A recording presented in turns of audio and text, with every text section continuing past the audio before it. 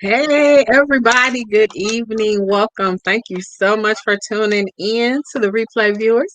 I appreciate you taking the time to join us. I am not Danielle Winningham, but I am honored to be in this seat this evening.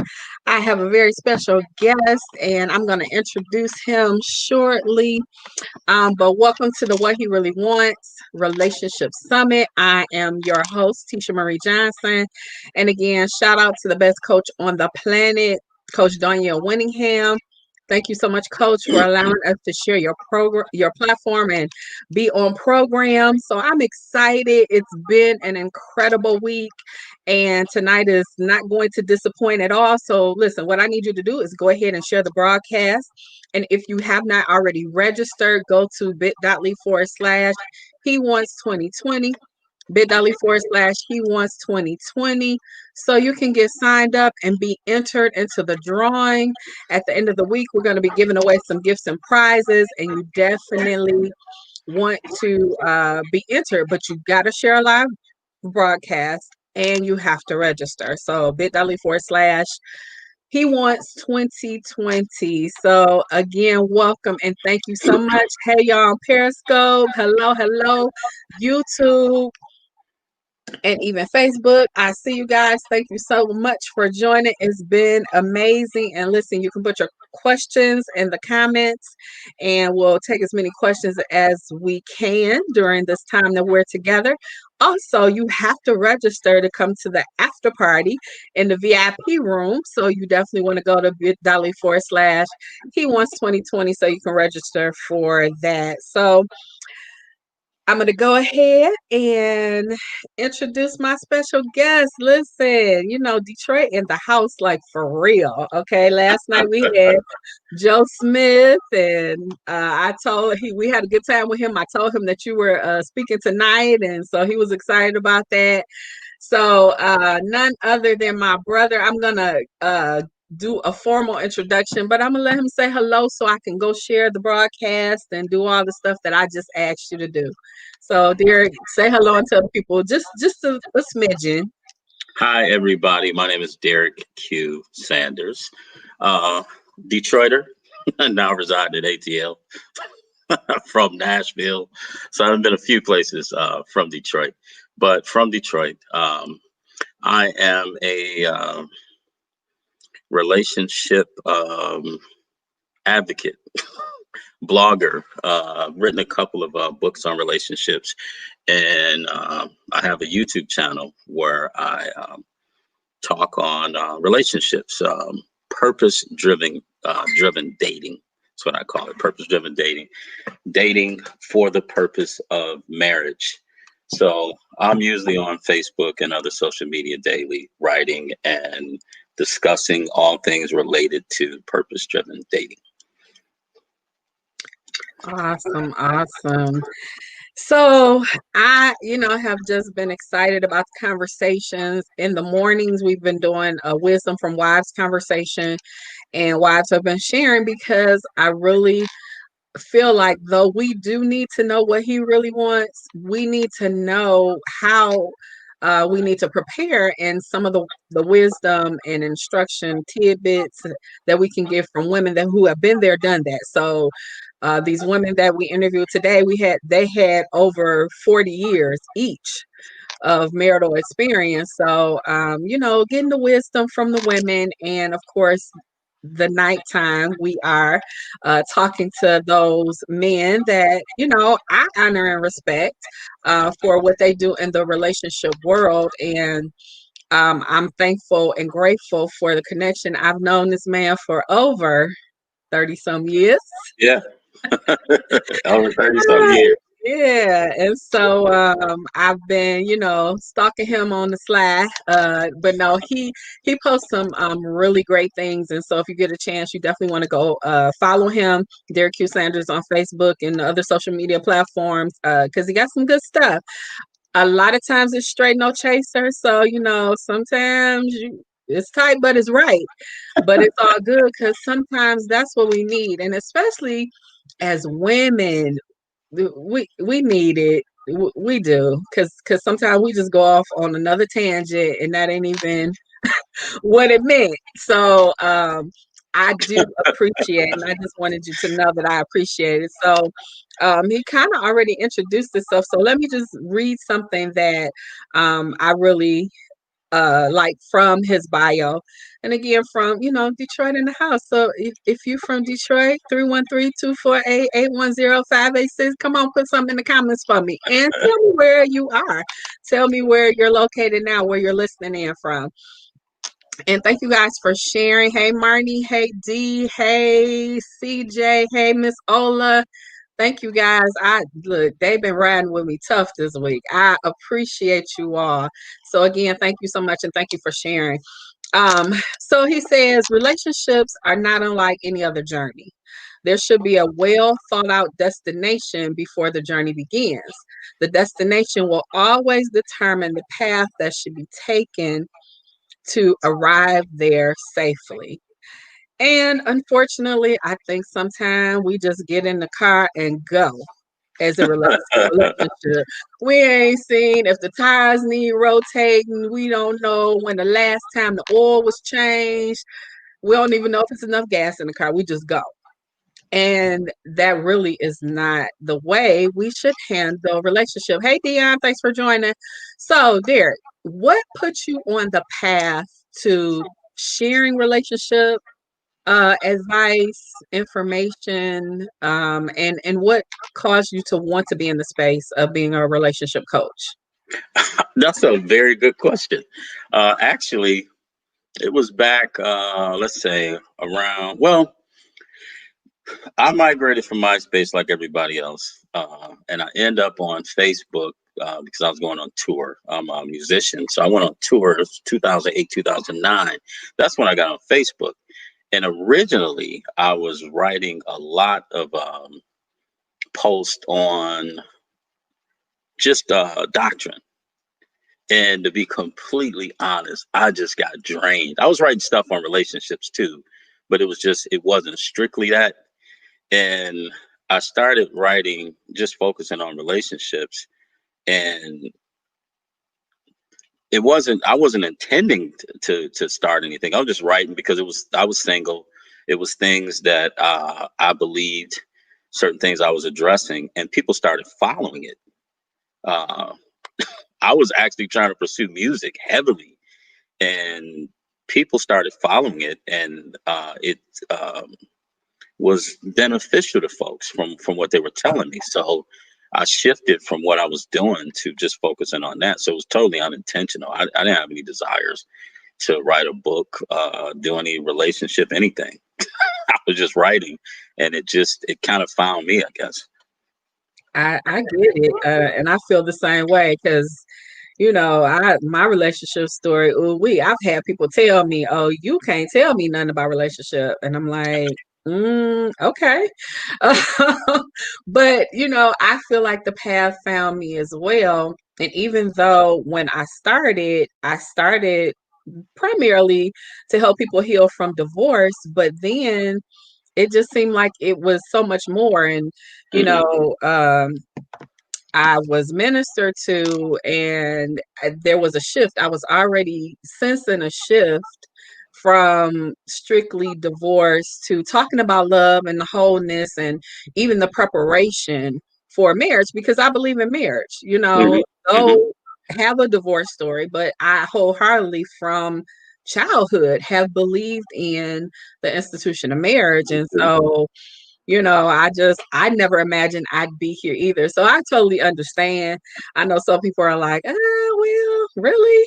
Because you think, okay, a life coach, because I give life advice, but I don't know. I think relationship is a little different. Yeah. You, it finds you, that path finds you. So I got you on that. So tell us, as you are sharing this relationship advice, what was going on in your own personal life? Was it like strictly motivated by the things you were experiencing, or maybe the circle around you, or you just got this divine revelation of things that you should share? No, it's funny. It's probably rare that I write about myself. I don't write about personal experiences so much. For one, If I was in a relationship, uh, whoever I was involved with, they didn't sign on uh, for this. I did. The other thing is, it's not. I don't like to feel like I'm writing to try and get a like or something for myself. I try to write things that are beneficial for the other, for whoever's reading. So I'm not usually writing about myself. Then the other thing is, I don't so much write from experience. I write from a place of truth, which is different. If I wrote about what I experienced, I'd be writing about being cheated on and girls that I like not being interested in me and all that kind of stuff because that's what Yeah. I experienced. But that's not what I'm writing about. What I'm writing about is I'm addressing issues. Okay. You know, whether it's something I deal with or not, it's irrelevant. Just like you said, even though you may experience certain things in your relationship, that doesn't determine how things are supposed to be because you're experiencing or because you're not experiencing it. The fact that I wasn't in a relationship or maybe I went years I wanted to be in one and wasn't in one didn't put a damper on how I felt about relationships, or the fact that I got cheated on or somebody I like didn't like me had nothing to do with relationships and what I thought about women or any of that kind of stuff. Because again, I'm not writing from um, experience as much as I am writing about what I believe to be true and hope and in line with the book. Awesome. That's really good. And I guess one of the reasons why I asked that is because I believe that we do go through experiences to Mhm. help somebody else through. So, I was just wondering where your inspiration comes from, and that's really good because it is true. I mean, Yeah, honestly, if we really told the truth about the pain, it would either be a place we would stay in, or yeah. we would want people not Uh, to, enter into it. uh, So are that's we writing from a place of healing or a place of hurt? right. And a lot of times, you know what I do? I write. Sometimes, a lot of times I'm reading things, or I'm just certain issues come up that Yeah, bug me sometimes, and yeah. it's like, no, that's not right. So I'll address it. I'll address just certain mindsets or certain ideologies people have uh, Mhm. about relationships. Will it'll rub me, and it's like, okay, I have to address that. Yeah. Yeah, not to mention you put sisters up on game for real. So that's a great thing because just depending on where you come from, Hmm. what you saw modeled, in your household or growing up. Sometimes you don't really see the things that you need to see before you venture out on that journey with, out the planning. So that's really good. No, So it's funny. I mean, I'm listening to you. It's funny you even saying that. The household I grew up in, people would probably think that I grew up and I saw like the Huxtables. mhm, I didn't. My parents never had a good marriage. My father, I mean, he wasn't abusive, nothing like that, but they never had a good marriage. I didn't okay, see that. okay, So the things that I write about are the opposite of what I saw. I didn't see a happy marriage. My parents were never happy that I recall. mm, Never. They were great parents. They took care of their kids and stuff like that. But as far as me growing up in a household where I saw peace and harmony and a husband and wife that were one, I never saw that okay. because that wasn't that was non-existent. And in my household, my Mhm. father never talked to me about women, how to act, how to love a woman, how to interact, or anything like that. What I saw from my father was a very hard worker. He took care of his family. He made sure that we were taken care of. That's what I saw. But the stuff I didn't see that. Okay. No, So no, those are where'd things you learn the other things from? from the Bible. From Okay. again, that's what I say. I write from a place of truth, not from Right. experience, because my personal experiences weren't always good, and what I saw in the household was not something I would want to model. Okay. And Yeah. again, my father, I love my father. I talk to my father all the time. We have a great relationship. My mom's deceased, but I had a great relationship with my mom. So it's not like, you know, I grew up scarred. It was nothing like that.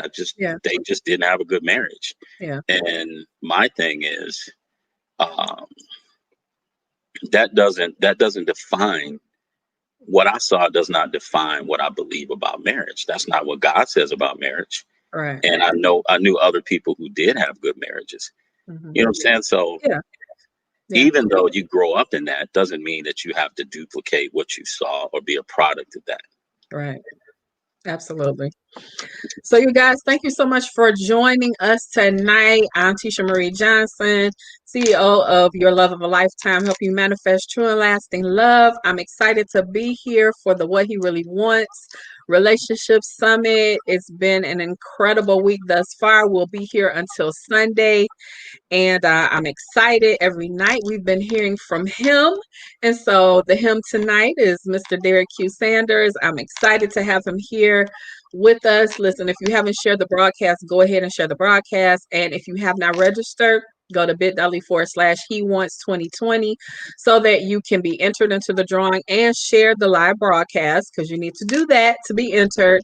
And also register so that you can come to the after party after we're done. If you guys have been in the Zoom room after each broadcast, the conversations have been pretty incredible. So I'm excited to be here, and I'm excited about my guest tonight. So, Derek, so let's talk about, now you have a book out, and if I'm not mistaken, you have a couple books, but Mhm. you want to tell them about your latest book? My latest book is actually called Making Sense of Love. It's actually a compilation of my quotes from over the years. So all of the quotes you see on Facebook, it's and other social media, it's just a compilation of those. Okay. Huge, just like over 300 pages. I couldn't believe I'd done that much writing over the years. Mhm. Wow. Awesome. So Derek is going to help in the giveaway. And so we're going to have a couple copies of his book to give away as well. So you definitely want to enter into that drawing. So the women are here. And so, ladies, I just have to break it to you. Now, I know some of y'all going to be mad, but he's married. I told y'all one of my brothers is married that I'm bringing on. He's happily married, you know, and as a matter of fact, really a newlywed. He's still on the honeymoon stages, as I call it. So he's not available. But again, I wouldn't bring anybody before you that wasn't an expert in this area, and he has great advice to give. So, Derek, tell us a little bit about your journey to find and waiting for the right one. Okay, repeat that. It froze for a second. Okay, I said, tell us about your journey to finding the right one and waiting on the right one. Okay, my situation is a little different. Uh, I married somebody that, as you know, that I dated what 30 years ago, and it's funny because I met her the same place I met you, Yeah. in Michael Mendengoff's community choir. Yeah. So my situation was a little different, um, in that I married somebody who I already knew. So I already knew um, who she was, how she was, and that kind of thing. But as far as dating, it's funny. My plan was to be married by 23, and I was like 28 years late. I was 51 when I got married, going on 52. Um, and it's interesting because as a man, I think typically the stuff I would hear would be, "Oh, you a guy, you got it easier," and I would get so offended when I would hear that because I wasn't out here sowing my wild oats. I wanted to get married. Like I said, I wanted my target date to get married was 23. Don't ask me why. I have no idea why that was the number, Hmm. but that was a number. And I was, like I said, 28 years late. And it wasn't because I wasn't looking. I am an introvert. So it's not like I was out here just scouting around and all of that. I'm kind of an introvert, but um, I dated here and there. And it was interesting because some of the things, it's funny, it's completely different, I think, a lot of times than what ladies think. I don't think ladies consider the guy who's dating, who's um, abstinent, and who actually wants to get married. And that's the purpose that you're dating. I remember a girl I was interested in, and she lived in another state. I went to visit in another state, and I was so uncomfortable. I had this conversation with two of my good friends. I was uncomfortable having a conversation about saying, look, I'm not trying to have sex till I get married. That sounds weird coming from a guy. And I'm saying for a woman, it's not a big deal. It's completely different. But for a guy, uh, it's, you know what I'm saying? Yeah. It's weird. And then what's even weirder than that is she didn't get it. She didn't get the fact that I'm looking at you as having value beyond my desires. Yeah. And what what what I found, and what I find a lot of times with ladies, because of how we're socialized in this culture, the way a woman often determines her value or how a guy sees her, whether he's interested, is if he wants to have sex with her. Because I would watch, she would do certain things to gauge my interest by appealing to me sexually. And it's awkward because it's like, I am attracted to you like that, but that really doesn't determine your value. You just appeal to my base nature. I'm a man. Of course, you appeal to me sexually. But she didn't. She didn't get it, and it's funny. I remember I was just talking about this earlier. Some kind of way I was talking to one of my buddies about it, but she ended up telling me we were too different, and she opted to wait for her child's father to get out of jail. So when I hear the crazy, when I hear some of the comments about men and where the good men at and all this kind of stuff, uh, I usually clap back and say, uh, check the friend zone, because that's usually where y'all put us. But Wow. anyway, that was kind of my singles journey. I really don't have a whole lot of stories to tell because I didn't really do a whole lot of dating. It was years. I would have girlfriends like years apart. Hmm. Got it. And so we had that very question in the comment. D says, we wonder if those men that desire marriage exist and where they are. So D, he said you probably friend zoned them. Yeah, it's comments like that, it's comments like that that's always interesting. And no offense to her at all, because Hmm. I hear it a lot. But Hmm. and what's interesting, I mean, I hear it a lot. I just heard it the other day on my page. Where are these men at? And I'm Yeah. saying it's offensive to me because I'm saying you're on my page. You're on my page because you come to read what I write, because I think you probably think I'm one of those guys. I'm not the only one. My friends are good guys. My friends, most of them are married. Mhm. But uh,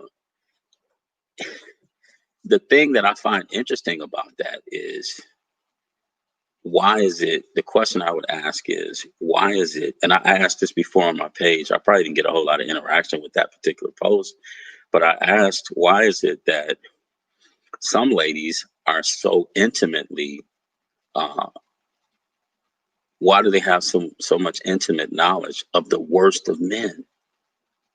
Why is that? Um, because each one of us, if we're in relationships, we're in relationships that we chose to be in. Yeah. Nobody chooses who we're in relationships with. So if all my experiences are bad with women, is it because women are all bad, or is it because I'm making consistently the same choices in certain types of women? Right. And I get in trouble when I ask that question. Why y'all say that to the men? Well, I mean, that absolutely is true. If you're dating the same man, then you've got a pattern going on, especially if you don't like it. And then a lot of people don't want to do the internal work that it Yeah, takes to change that pattern. So yeah, you continue to date that same person, and you have to look at you. I mean, when I think about my relationship story, yeah, I made bad choices, but I realized the reason why those choices happened, and I realized the things that needed to be changed within me Hmm. so that I would make a different choice, so that I would be open to even attract a different kind of man, so that I would see a different kind of man as attractive. So, yeah, sometimes we ask the questions, but we really should ask ourselves. And this is not toward, this is my sister D, so no, it's not toward her. The bad ones pursue hard and approach more, I think. Okay. Now, here's my response to that, because again, I'll hear that. Um, even when it comes to, um, I just seem to attract the wrong types of guys. I usually push back on that because you attract all. Well, let me say it the other way around. You don't draw people to you. People are attracted to what they like. The women that I was interested in, they didn't walk out the house and just drew me to them. I was interested in, if if a guy likes light skinned women with long hair, if you see a light skinned woman with long hair, he's gonna be attracted. She didn't attract him to her. She didn't draw him to her. That's what he liked. But even if somebody say I don't agree with that, I'm still gonna say, even if you attract certain types, the issue is not who you attract, it's who you choose. Why are you making that choice? So even if it says, well, I attract bad men, well, why do you choose to be in relationships with them? That's the issue. The issue is not really who you attract. It's the choice that you make. Because even if you attracted some, you don't have to be in a relationship with them. You can send them back where they came from. If I catch a fish and it's too small, I can throw it back or I can keep it. The choice is mine. And the issue is not who you attract. The issue is, who is it that you're choosing to be in your life, and why are you choosing certain types, especially people that are counter to your best interest. That's the real issue that often doesn't get dealt with, because then it'll be like, well, why Right. don't you say that to the guys? I did a video about that. I'm like, I don't say anything to those types of guys because those guys aren't complaining. They're not in my inbox because they're getting what they want out of the relationship. And at the woman's expense. They're getting what they want. They're winning. Yeah. And I don't say that in no good way. It's not. Those are not the types of guys. I even said that too. Those guys are not in my circle. Yeah. I don't value that kind of stuff. The Yeah. guys that are in my circle that I'm talking to, the conversation that we're having, we're talking about communication with our significant other. We're talking about things like that. We're not talking about silly stuff, about cheating on women or any type of silly abuses and things like that. We're talking about things that actually matter, building relationships, building wealth. Right. Those are the conversations that we're having, profitable conversations. And I would advise ladies the same way.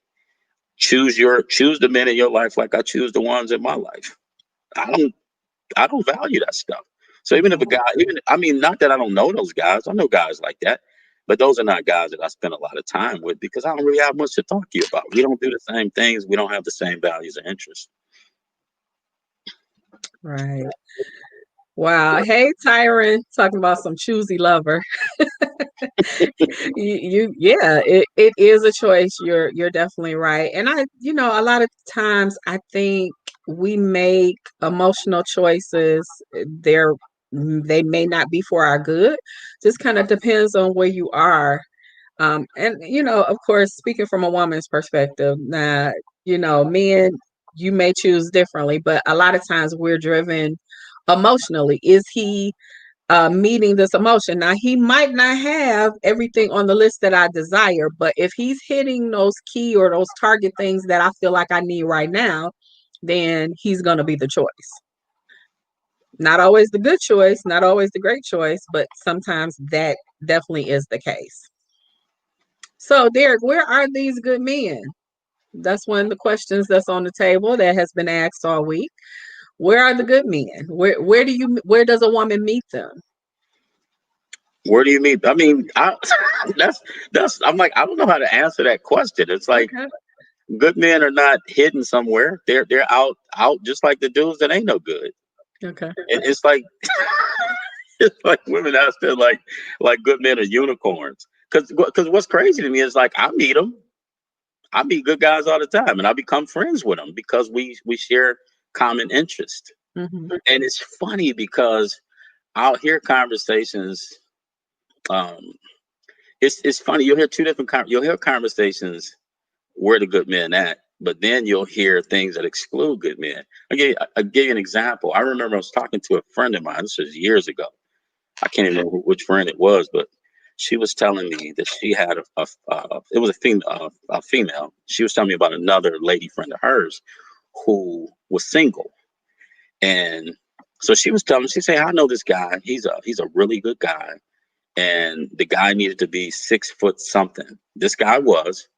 And she told her he's a single parent. He's a really good father, this, that, and the other. And she told her that he worked at one of the fitness centers, and that's kind of like when the break stopped. She was like, "Well, is that his second job?" So there's an exclusion um, if a guy is not 6 foot. Sometimes, even though the woman could be 4'11", it's like Right. the guy. And I'm saying, just out of curiosity, I was thinking about it one day, and I said, you know what? I just Googled to see the average height of men in the United States, the average height of men worldwide, and it was around 5'8".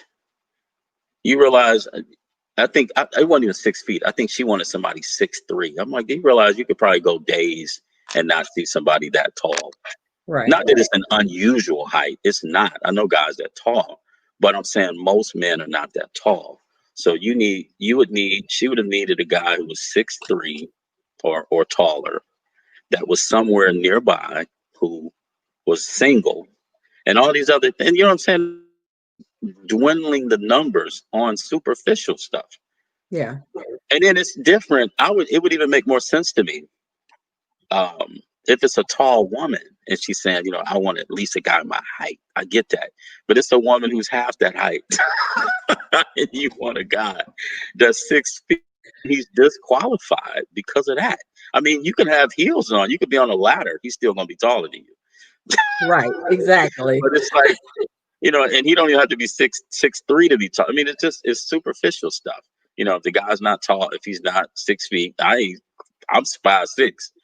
He's not 6 feet. He don't make six figures, and even if he's too nice, all this kind of stuff, that doesn't go into that conversation of where the good guys, because that rules some of them out.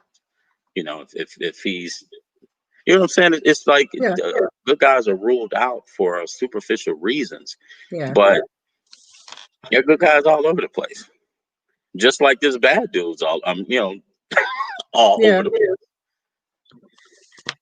Because I mean, I would never ask for good women because I meet both. I know a lot of good women. I know good guys, and I know the opposite of that for both. Absolutely. And then you know what? But here's the question. Here's the question. This when that comes up too. This troubles me a little bit, especially when I hear that from believers. Ain't no good man in the church. Man, listen. That's a problem. It's like what is it the church producing? Women are going to churches where the church ain't no good men in the church. That's a problem. Yeah. It is a problem. That's a Absolutely. It's a problem. problem. I mean, I mean, is the pastor a good man? A good man? He's not producing other good men. I Very mean, good men, question. good men like to um they'll follow another good man. Yeah. So that always had me scratching my head too. I'm like, if you go to church, um, your church it should be some good men in the church. But then sometimes women say, I don't want to date somebody at my own church. Well, what happens when you get married? Right. Well, I mean, it's a very good question. Listen, I almost don't want to speak on it because I've had some not good experiences in the church.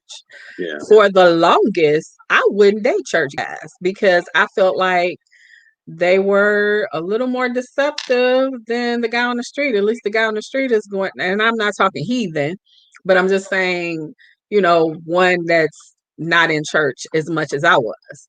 He's going to be a little more honest than some of the things that I saw and experienced. So you're right.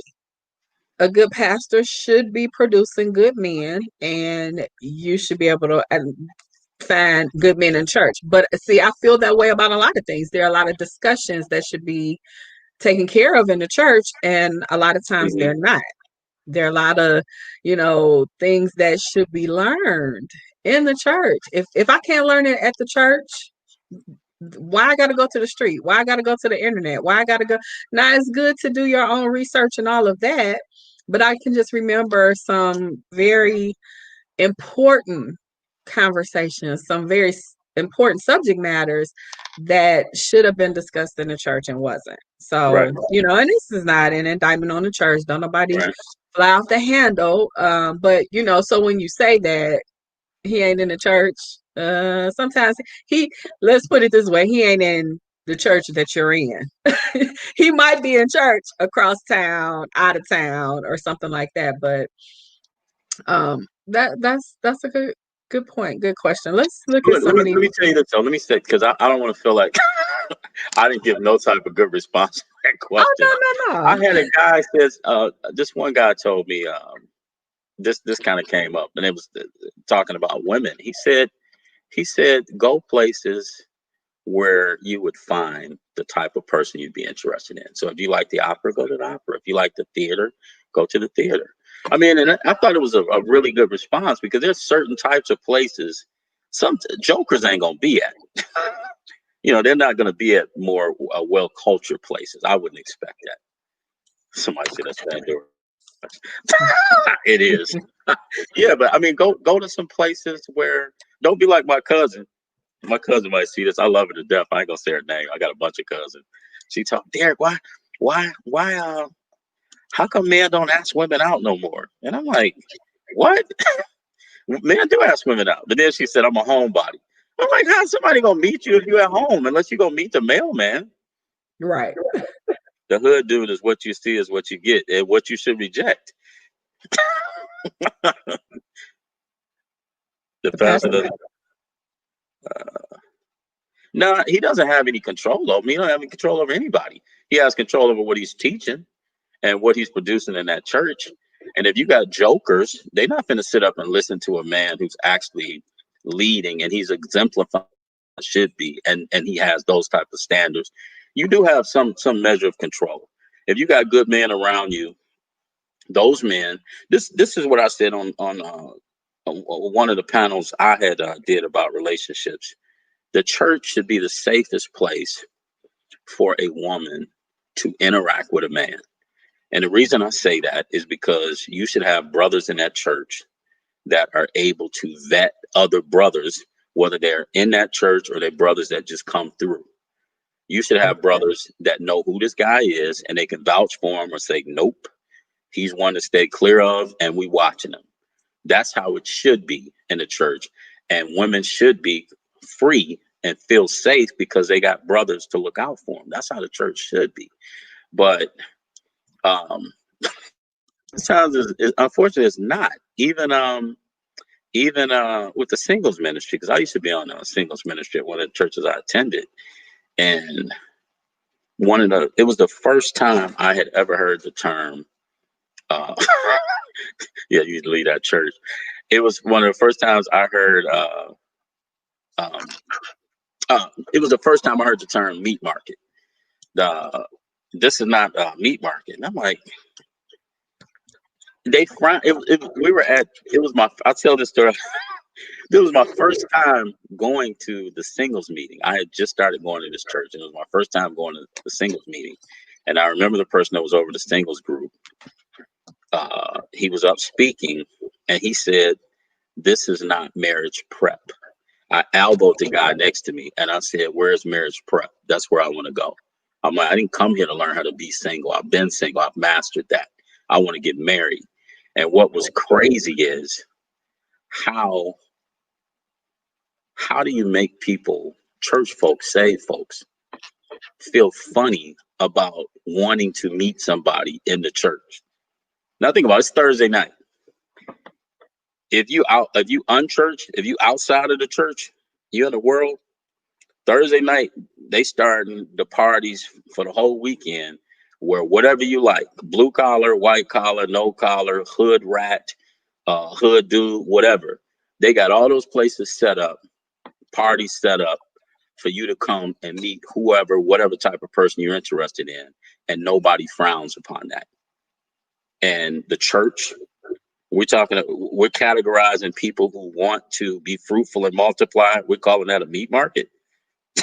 That's shameful. It was only one church that I remember hearing about where the pastor actually said that he wanted marriages to come out of his singles ministry. And it was Chris Brooks. And I'll say it because it was something good. It was Chris Brooks he was over at Evangel at the time. But that was the only time I even heard that. It's almost like it would make people, you shaming somebody because because a woman wants a husband, a man wants a wife. And so if you had singles ministry, you see somebody, because here's how that shit worked. You have singles ministry and you're in a group. So you get a chance to kind of check a person out. They don't know about, and you can kind of see who they are, what they're about without them having to know. So you don't have to have any of that awkward nonsense. You get a chance to see what they think, because people are interacting. We're dealing with singles issues, all that stuff. We had a lot of fun in our singles ministry, informally. But you get a chance to check the person out without having to confront that person, and then you could okay, now they cool, but I don't like, they're not for me. You know what I'm saying? It's a safe environment, or it should be. Should be. But it's like, Should is the opposite it's word. like the singles ministry becomes like just a Bible study or something, some little activity for people who can't find a mate, who can't find a husband or wife. Sometimes it's categorized that way. You kind of thrown off to the side, and it's like, it's not. I think it could be a whole lot more than that, and it should be a place where saved folks can find spouses.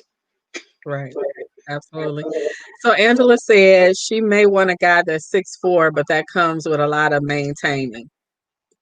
Well, I don't know what that means. How does that come with a lot of maintaining? I don't know. I don't know specifically.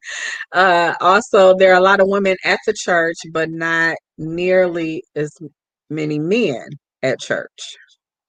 I mean, it depends on the church. I mean, overall, yeah, I would agree. Church I went to, there was a lot of men there. I ain't gonna say the church name, because then this Sunday they were trying to figure out, wow, this new influx of people. But Just I mean, tell me after we're done. No. There are churches with brothers, and then I guess there's a question too. I mean, that's a whole other topic of why is church more attractive to women than men? Yeah. Her singles marriage is 98%. Yeah, I can a lot see of bowlers. Yeah, I can see that.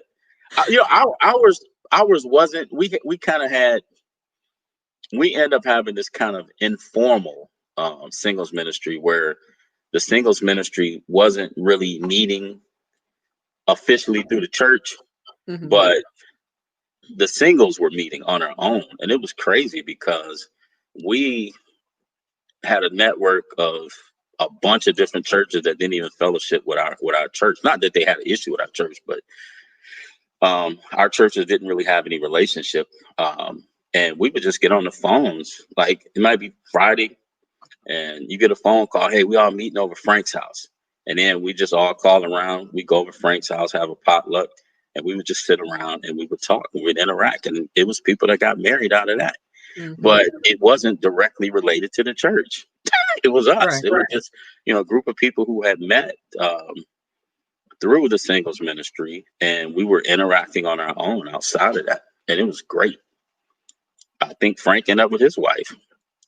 Uh, and yeah, I'm mentioning his name. He wouldn't care. Great guy, but he ended up with his wife. They've been married, I think, 20 years, something like that. And it was a few people that got married. Like that, just you didn't see enough of it. Hmm. And in the church, that's why it's like that's why I'm like, man, when people be talking singles ministry, I'm like, it's just like a bad taste for me. I'm like, nah, let me do something a little different.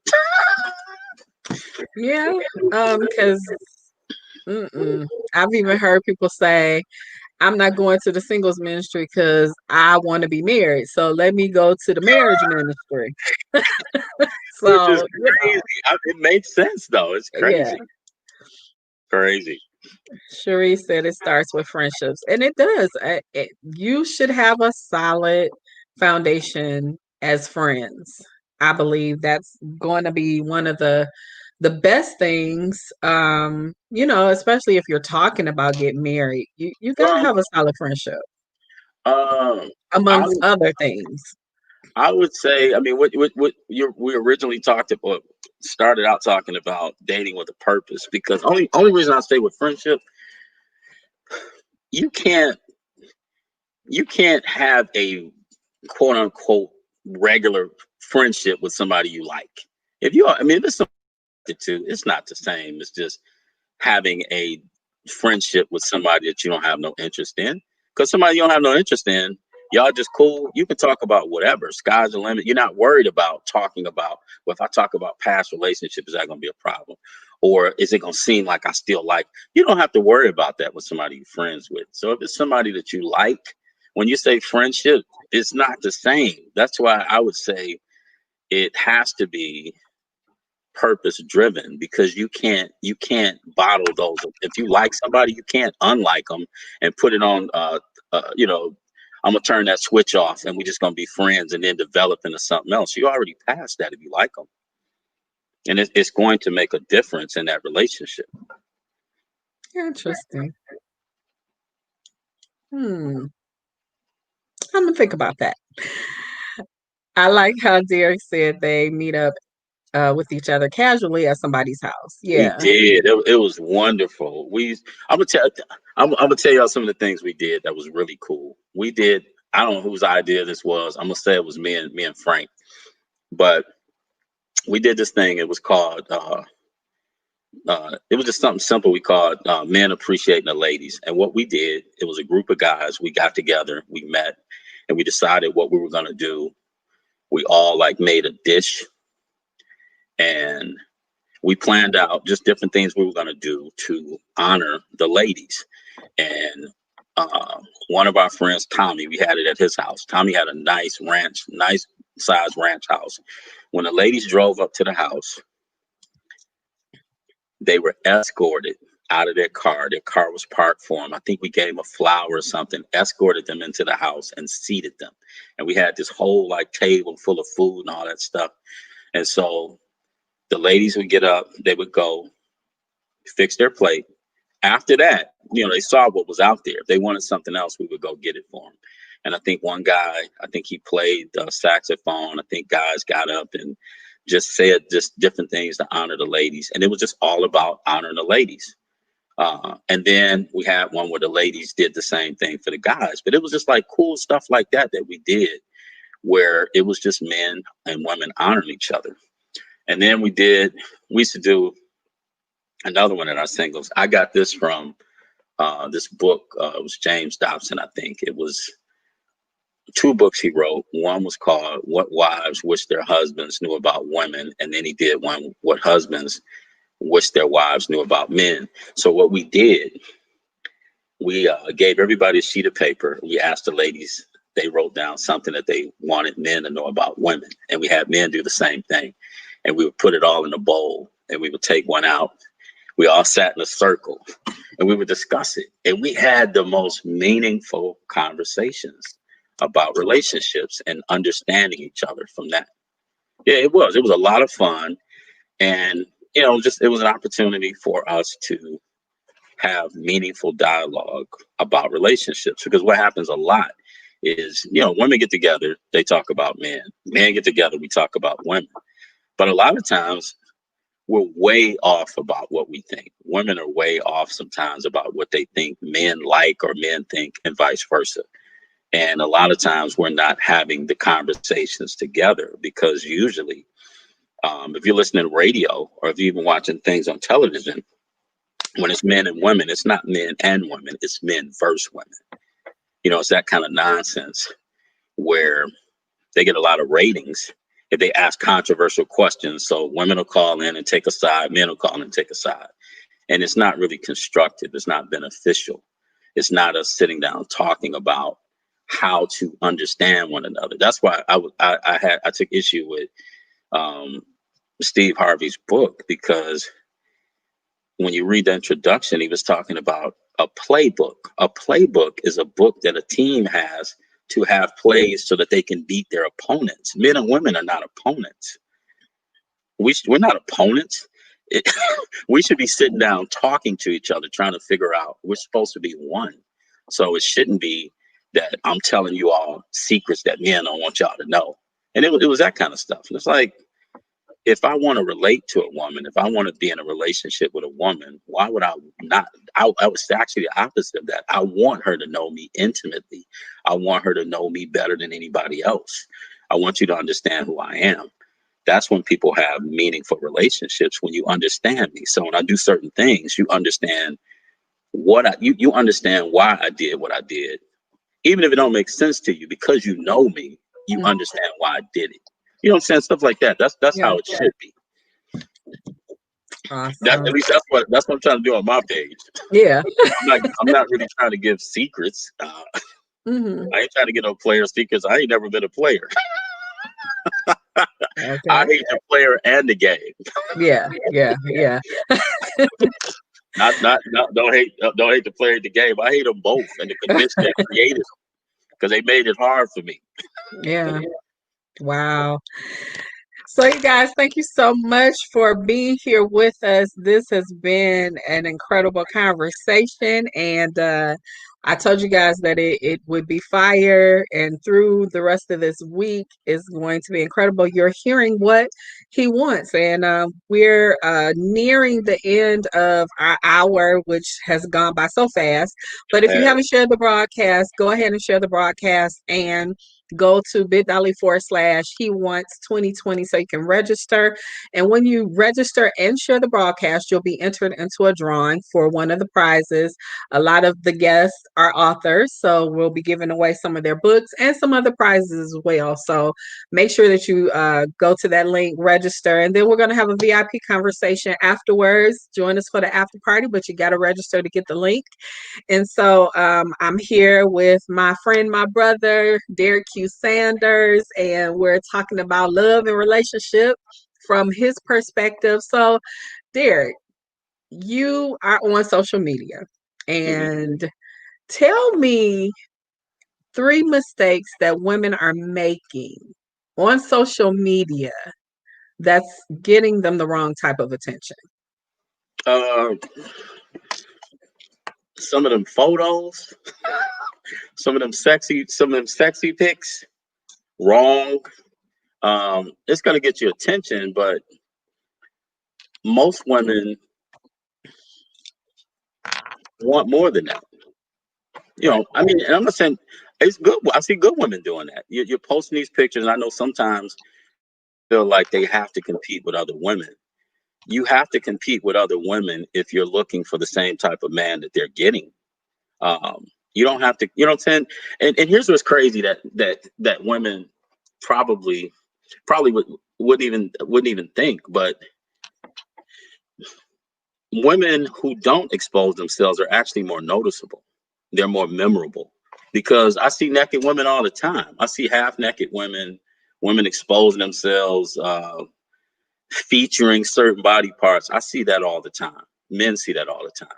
So when you see a woman who does not feel the need or feel the pressure to expose herself or to feature her body parts, it it's noticeable because I mean it stands out. It stands out way more than the others because you see it all the time. So you see a woman who, and that's actually confidence. Is the other way around. They think usually it doesn't take confidence to pull your clothes off half naked and appeal to a man's base nature. That doesn't take confidence.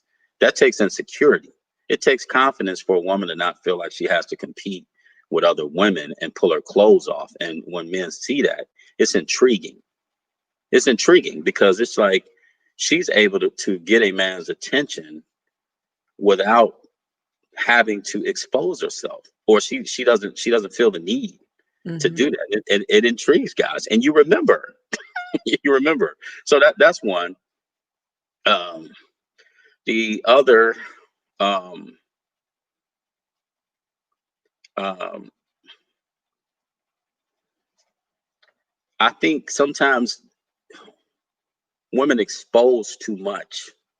And I'm gonna tell when I hear women say things like, "What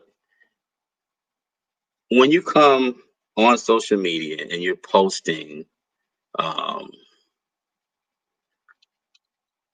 you can come on social media and post things where you appear needy, where um, well, let me say it this way, because I hear women say stuff like when they end up in certain relationships with certain types of guys, guys tell you what they want to hear. How does somebody know what you want to hear? How the only way a guy would know what any particular woman wants to hear is if she's told him. And sometimes that's why I say sometimes you talk too much. When the role that a woman should play, you're being pursued by a man. He comes into your space. He interrupts your space to try to gain an audience with you, which lets you know he has some interest in you. What happens a lot of times is you have the insecure woman. She then takes the lead and she starts telling him all the reasons why she's worthy of his time. No, he interrupts your space. The safe space for you is to listen to his presentation and let him show you why he deserves more of your time. And all a woman should be doing basically is listening to responding. I mean, obviously you're not sitting there like not saying anything, but he's appealing to you. He should be the one giving you reasons why you should give him your attention. And instead of it's almost like somebody come to your house trying to sell you a vacuum cleaner. And what do? You listen to their pitch. You don't start telling them, yeah, you know what, I actually need one of those. And you start telling them all the reasons why you should buy what they're offering. And Yeah. that's what happens. And I'm saying I see that kind of stuff on social media. Yeah. And where you're talking too much, you're saying too much. And it's desperate. It's acts of desperation. And it's acts of desperation. If I let this one get away, I don't know if another one coming. All this kind of stuff. So that's another thing. Don't talk too much. Um, don't be half naked. Hmm. Post. Men appreciate. I'm saying. I mean, realistically, if you have a pretty face, somebody can see you have a pretty face. If you have a nice shape, somebody can see you have a nice shape. And I would think that a woman would want a man to be interested in more than that. And actually, men who are looking for more than that aren't interested in more than that. We've already seen that. If a guy's talking to you, he already seen what you look like. He already know what your body look like. Now, if he's talking to you, he's trying to assess who you are, which is more important than that other stuff. It's more important than that. We all know. I'm saying a pretty face, nice body, those come a dime a dozen. But I'm saying if somebody wants to get married, what they gonna do after other than look at you? What Right. are we going to talk about? What kind of home are we going to have? And I think that's the thing too, ladies, to understand. Men are turned on by women who appreciate them and what they do. Men put a lot of stock in work or their vision and things like that. Not so much what we look like, but a woman that can appreciate what we value, what's important to us, our work. So I'm trying to think of, okay, what's the third thing? Um, oh, you said on social media. Or in general, if you have one that's not directly related to social media, that's fine. Um, don't be selfish. Be considerate. It's not all about you. It's not. It's not all about you. Uh, Relationships should be mutually rewarding. If I'm concerned about you and your happiness, and you're concerned about me and my happiness, then we should both be happy. And it's that simple. Yeah. It's that simple. But when you go into a relationship and you're talking about what you bring to the table, yeah, My. what you bring to Ah. the table, absolutely hate that phrase, because what's the table? The table is the bargaining table. When you come to a relationship, it's not about what you bring to the table. We're not doing a business negotiation. We're not going to do a merger, a business merger. That's business talk. When you come to a relationship, it's what can we build together? You know, what do you value? What matters to you? What type of person are you? What kind of character do you have? Those are the things that matter. When you talk about what you bring to the table, it's like we're talking about what, how much money you make, how much money I make, what kind of car you drive, things like that. That's superficial stuff. I had jobs and I lost a job and I ended up making half what I was making before. I was the same person. Oh, look, one of those years I was writing those posts that people like on Facebook. I was working on aisle 9 at Kroger. Some of these ladies wouldn't have wanted. Was I single? I wasn't single. But if I was, some of them wouldn't have wanted to date me because I was making less than $12 an hour. And you was liking my posts and asking me for advice. But I wouldn't have been one of the guys you'd have wanted to date because I didn't make that much money that year. I made like $20,000. Wow. I paid my bills. I don't know how I did it. I didn't realize how poor I was till I got my tax statement back. But I'm just saying, I'm the same person then, now that I was then. But had someone come across me at that time and I was single and they found out, it's like, would have been ruled out. I would have been definitely ruled out because I ain't 6 feet. And then I was on aisle 9 at Kroger making sure your cereal was there on the aisle, making sure your cereal was flush with the edge of the aisle, all that kind of stuff. I mean, that's petty stuff. That stuff, those things change. And Yeah. anybody who's been married over any period of time, like my best friend, been a couple of my best friends been married up 30 years, almost 31, over 20. It's like they've been through all kind of stuff. This stuff that people are talking about a lot. I'm in a few Facebook relationship groups, and the stuff people are talking about in there, it's just like, are these grown people? It's like some of the conversations we're having. When did how people like to have sex become a public conversation? Why are we talking about that stuff? I mean, that's crazy to me. And then it's like, we're really having these conversations with the guys. And it's like, why are y'all having these kind of conversations? That's what we're talking about. And it's funny because whenever people reach out to me about their marriage, relationships, that's not the stuff that they're having problems with. That's usually the area that they're not having a problem. Yeah. And that's not keeping nobody's marriage together because the sex is great. If anything, if other things are not going good in that relationship, it hinders that. Right. That stops. So anyway, I'm sorry, I'm just rambling. Okay.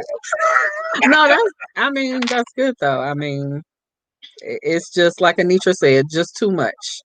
I think we do too much on social media. Point Yeah. blank, period.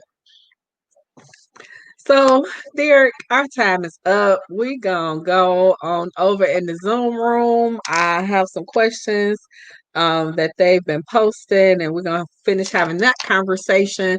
But I really, really appreciate you. Again, thank you so much for taking our time to join us in this relationship summit. We're having a panel discussion on Sunday. So if you're free and you want to come back, you absolutely are invited to do that. Oh, Uh, definitely.